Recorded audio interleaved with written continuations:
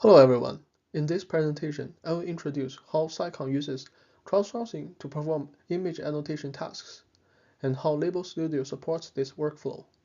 Our goal is to show how we can efficiently collect label data by distributing tasks across many contributors, and how Label Studio helps us manage and streamline the annotation process. Crowdsourcing is the idea of leveraging a large number of people to complete tasks that would be slow or expensive for an individual or small team. Instead of relying on a few annotators, we tap into the collective effort, time, and skills of many contributors. These contributors may be domain experts, students, volunteers, or even paid annotators. And because the tasks are split into small, manageable pieces, the overall task can be created much faster. Crowdsourcing increases scalability, improves dataset quantity by incorporating multiple human perspectives, and is widely used in machine learning to create a labeled dataset for image, video, audio, and text. Label Studio is the main tool we use for crowdsourced data annotation. It is an open source platform built specifically for preparing datasets for machine learning. It supports multiple data types, not just images, but also text, audio, video, and time series. Make it flexible for many kinds of projects. The annotation interfaces are fully customizable, including tools for bounding boxes, polygons, key points, text labeling, and classification. Label Studio also lets us manage entire annotation projects, setting instructions, defining roles, configuring workflows, and importing or exporting data in common machine learning platforms. Overall, Label Studio provides everything we need to run scalable, structured, and high-quality crowdsourcing campaigns with Scicon.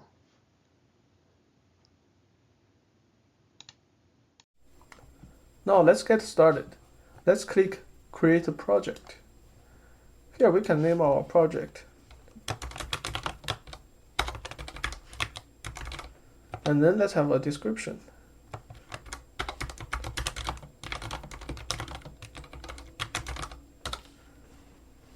And then we have Data Import tab and Labeling Setup. We can import our data by uploading files here or add URL. And the labeling setup is a powerful tool. It gives us an overview of all these tasks Label Studio can perform. For example, computer vision includes segmentation, object detection, key point labeling, image captioning, all sorts of tasks. And natural language processing, it has question answering, text classification, etc. And audio speech processing, conversation AI, etc. Now we're gonna just choose this object detection with bounding box for our task. Here we have a configuration of data. So now we just use image, which is correct. And then we can choose our labels. Let's go back to data import first. Let's import our data files. Here we have a set of fruits like oranges, apples, bananas, and mix of them. Let's import all of them. Alright, it's done. And then let's go back to labeling setup for our object detection. Here, we know we have labels with 3 categories: apple, orange, and banana. So we can delete these example labels, create our own.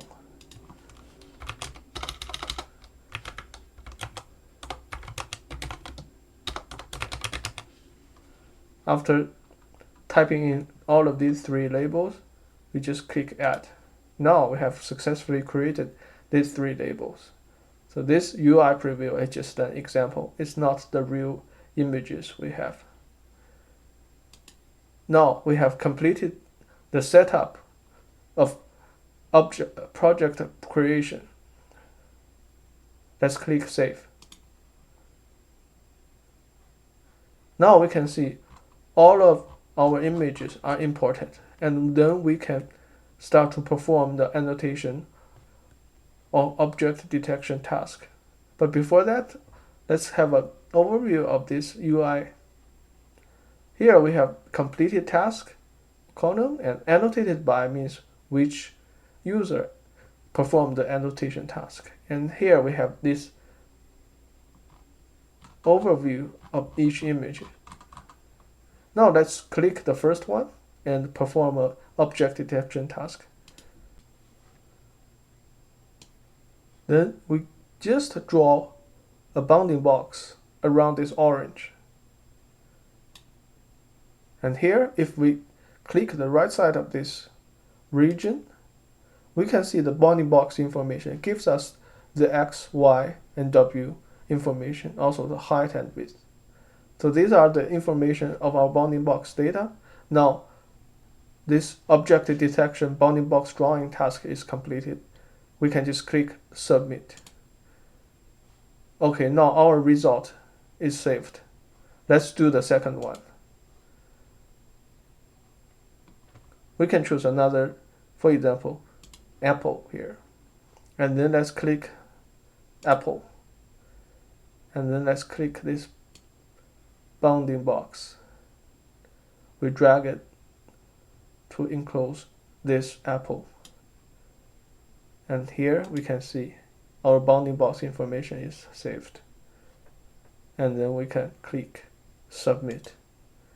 Now this apple's bounding box information is also saved. And then let's go back. After saved 2 images information that annotated by myself, we can do a data export. So there are so many different formats we can use for different tasks, especially machine learning tasks.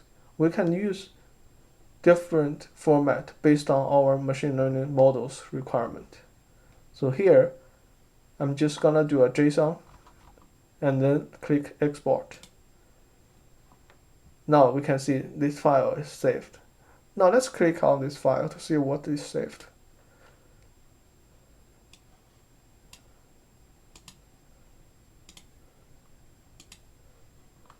So as we can see, we have the bounding box information saved. And we also have the label saved, Apple. So this is a very useful information that is needed for machine learning model training. Now we have completed this data annotation tutorial, and we will make more tutorials about label study different features. Thanks for watching.